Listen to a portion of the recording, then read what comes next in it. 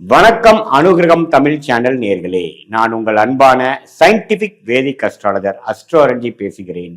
நல்லது நினைப்போம், நல்லதே நடக்கும். இந்த வீடியோல ஜூன் மாதம் 2025 ஆண்டு எத்தகைய ஒரு பலாபலன்கள் நிறைந்ததான ஒரு மாதமாக மேஷ ராசிக்காரர்களுக்கு, ராசி மண்டலத்தின் காலபுருஷ தத்துவத்தின் முதல் ராசியாக வருகிற மேஷ ராசிக்காரர்களுக்கு ஜூன் 2025 எத்தகைய ஒரு மாதமாக இருக்க போகுதுங்கிறது நம்ம பார்க்குறோம். அதுக்கு முன்னாடி சேனலில் ஃபஸ்ட் டைம் வரவங்க மறக்காமல் சப்ஸ்கிரைப் பண்ணுங்கள். ஸோ தட் தொடர்ந்து நம்மளுடைய வீடியோஸ்லாம் உங்களை அடையும். இப்போ பார்த்தீங்கன்னா ஜூன் 2025 பிறக்கும் பொழுது மிகப்பெரிய 3 பயிற்சிகள் கடந்த ஒரு 2-3 மாதத்துக்குள்ள முடிந்துதான் ஜூன் மாதமே பிறக்குதுங்கிறது நீங்கள் தெரிஞ்சுக்கணும். அதுதான் பார்த்தீங்கன்னா ஒரு மிக முக்கியமான ஒரு விஷயம். மே மாதத்தில் குரு பயிற்சி, ராகு கேது பயிற்சி நடந்து முடிவாயிற்று.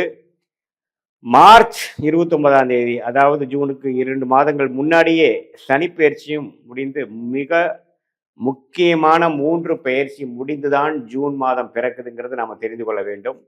அத்தகைய மாதம் மேஷ ராசிக்காரர்களுக்கு எப்படி இருக்குன்னு பார்க்கும் பொழுது, சனி பெயர்ந்து 7.5 நாட்டு சனி என்று சொல்லப்படுகிற விரய சனி, முதல் 2.5 வருடம் ஆகிய விரய சனியை ஸ்டார்ட் ஆகி மேஷராசிக்காரர்களுக்கு தொடங்கி போய்கொண்டிருக்கிறது கடந்த 2 மாசமாக. அதே சமயத்தில் மற்றொரு ஆண்டு கிரகம் ஆகிய குரு பார்த்தீங்கன்னா 2ஆம் இடத்திலிருந்து 3ஆம் இடத்துக்கு போய் மேஷராசியோட 7ஆம் இடம், அதே மாதிரி பாக்கியஸ்தானம் என்று சொல்லப்படுகிற 9ஆம் பாவம், 11ஆம் பாவம் என்று சொல்லப்படுகிற ஒரு அருமையான பாவத்தை பார்க்கக்கூடிய அமைப்புகள் மேஷராசிக்கு மே 14லேருந்தே ஸ்டார்ட் ஆயிருச்சு. ஜூன் மாதத்தில் வரும் பொழுதே நம்ம அப்படிதான் இருக்கிறோம். அதுக்கப்புறம் ராகு கேது பயிற்சி பார்த்தீங்கன்னா 12ஆம் இடத்துல இருந்த ராகு 11ஆம் இடத்துல குரு பார்வை பெற்று, அதே சமயத்தில் 6ஆம் இடத்துல இருந்த கேது 5ஆம் இடத்துக்கு வந்திருக்கிறார். ஸோ இத்தகைய மாற்றங்களும் அமைப்புகளும் நிறைந்ததாக ஆண்டு கிரக விஷயங்கள் மேஷராசிக்காரர்களுக்கு உண்டு.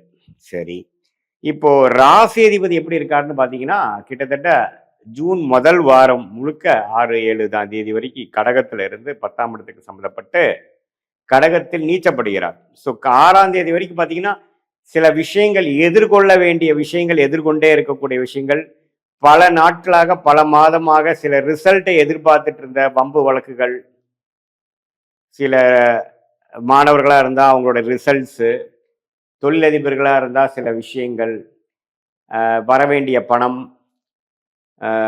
விற்க வேண்டிய சொத்து, சிக்கல் நீங்கக்கூடிய சில பிரச்சனைகள், இது எல்லாமே எதிர்கொண்டு வேண்டி இருக்கக்கூடிய மேஷராசிக்காரர்கள் கரெக்டாக ஜூன் 7ஆம் தேதிக்கு அப்புறம் பார்த்தீங்கன்னா சிம்மம் என்று சொல்லப்படுகிற ஒரு அருமையான ஸ்தானத்துக்கு 5ஆம் இடத்துக்கு நட்பு வீட்டுக்கு செவ்வாய் இடம்பெறுகிறார். ஸோ ஒரு நீச்ச வீட்டிலிருந்து ஒரு நட்பு வீட்டுக்கு ராசி அதிபதியாகிய மேஷராசி அதிபதி இடம்பெறுவது ஒரு அருமையான விஷயம்.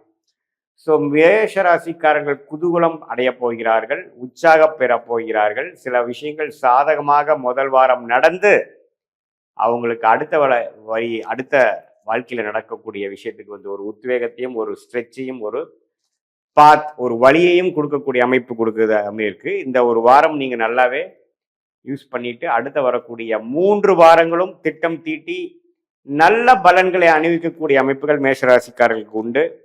அதே சமயத்துல சூரியன் பார்த்தீங்கன்னா 16ஆம் தேதி ராசி 2ஆம் இடத்துல இருக்கக்கூடிய சூரியன் 3ஆம் இடத்துக்கு போகிறார், போய் குருவோட சேர்றார். ஸோ குரு ஆல்ரெடி 3ஆம் இடத்துல மிதுனத்தில் இருக்கக்கூடிய இடத்துல போய் சூரியன்கிற 5ஆம் வீட்டதிபதி ராஜோகாதிபதி சேருவது மிகவும் அருமை.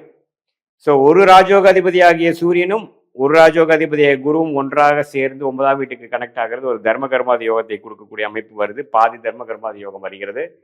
ஸோ நல்ல ஒரு யோகங்கள், பாக்கியங்கள், சொத்து பத்துக்கள், பூர்வீகத்தில் சில பிரச்சனைகள் தீர்வது, வரவேண்டிய சொத்துக்கள் வருவது, அரசு விஷயத்துல லாபம் பெறுவது, சாதகமான அமைப்பு பெறுவது, அது மாதிரி ஒரு அருமையான பலன்கள் கொடுக்கக்கூடியது செகண்ட் ஹாஃப்லேருந்து வரக்கூடிய அமைப்புகள் உண்டுங்க. அதே சமயத்தில் செவ்வாய் பயிற்சி நல்லா இருக்குது, சூரிய பயிற்சி நல்லா இருக்குது.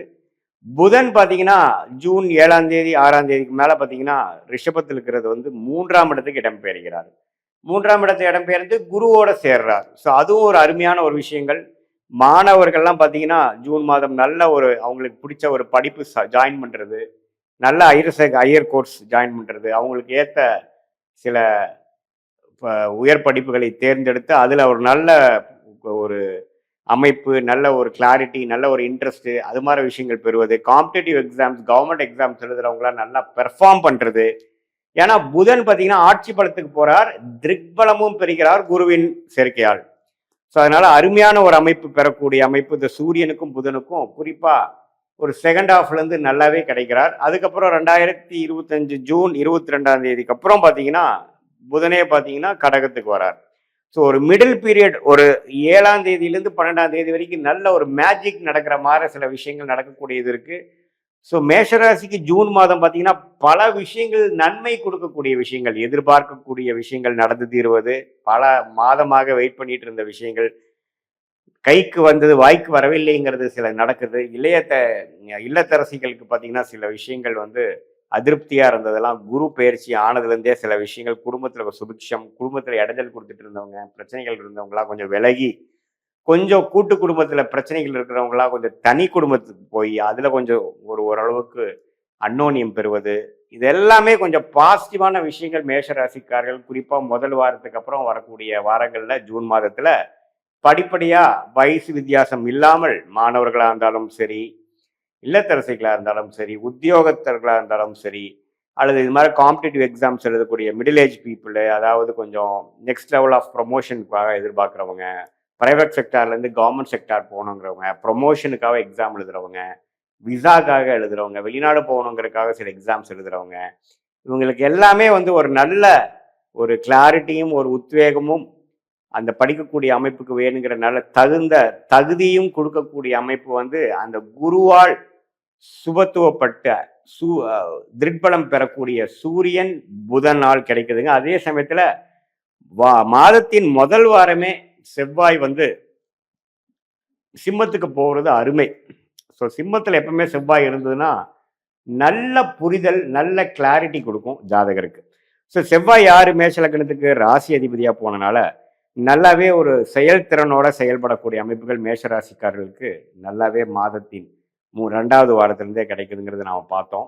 ஸோ இது ஒரு மாதிரி நம்ம கூட்டி கழிச்சு பார்க்கும் பொழுது இந்த குரு பெயர்ச்சி, ராகு கேது பெயர்ச்சி, சனி பெயர்ச்சியால் பலன் அணிவிக்கக்கூடிய முதல் மாதமாக 2025 ஜூன் மாதம் வருகிறது. இதனால சரியா நல்ல சேஞ்சஸ் இன் லைஃப், நல்ல ஒரு மாற்றங்கள் ப்ரொஃபஷனல்லையும் பர்சனல்லையும், கல்யாணத்தை எதிர்பார்த்துட்டு இருந்தவங்களுக்கு கல்யாணம் டக்குன்னு முடிகிறது, காதல் விஷயத்துல கைகூடாமல் இருக்கிறவங்களுக்கு காதல் கல்யாணம் நடக்கிறது, நம்ம லேட் ஆனாலும் மேரேஜ் நடக்காதவங்களுக்கு டக்குன்னு முடியுறதுங்கிற மாதிரி இந்த குருவின் பார்வை 7ஆம் வீட்டில் இருக்கிறனாலையும் 11ஆம் வீட்டில் இருக்கிறனாலையும் அந்த பூர்த்தி, அந்த லாபம், அந்த மன திருப்தியை கொடுக்கக்கூடிய அருமையான அமைப்பு நிறைந்ததாக மேஷராசிக்காரர்களுக்கு உண்டு. இது பொதுவான பலன்களை தவிர உங்களுடைய ஜென்ம ஜாதகத்துல தசாபுக்திகள் எப்படி போய் கொண்டிருக்கிறது, உங்களுடைய லக்னம் என்ன, லக்னாதிபதி எப்படி, அதையெல்லாம் வைத்து பார்க்கும் பொழுது இந்த கோச்சார அமைப்பு நான் சொன்ன மாதபலனையும் மிக்ஸ் பண்ணி நம்ம பார்க்கும் பொழுது ஒரு துல்லியமான எதிர்காலம், அதாவது ஷார்ட் டேர்ம் அடுத்த 3-4 மாதங்கள் எப்படி இருக்க போகிறது, அடுத்த 1 வருடம் 2 வருடம் எப்படி இருக்க போகிறது, எது மாதிரி டைரக்ஷன்ல வாழ்க்கை போக போகிறது, எந்த மாதிரி முடிவுகளை எந்த நேரத்தில் எடுக்கணும், எது எடுத்தாலும் நம்மளுடைய ஃபுல் பொட்டன்ஷியல் லைஃப்ல எடுக்க முடியும், ரீச் பண்ண முடியுங்கிறத துல்லியமாக சயின்டிஃபிக் வேதிக் அஸ்ட்ராலஜி முறையில் எந்த விதத்திலையும் மிகைப்படுத்தாமல், பரிகாரங்கள் அது மாதிரி விஷயத்துக்கு போகாமல் உள்ளது உள்ளவாறு நம்ம பார்க்கலாங்கிறது நீங்கள் தெரிஞ்சுக்கலாம். மீண்டும் மற்றொரு காணொலியில் சந்திப்போம். நன்றி, வணக்கம்.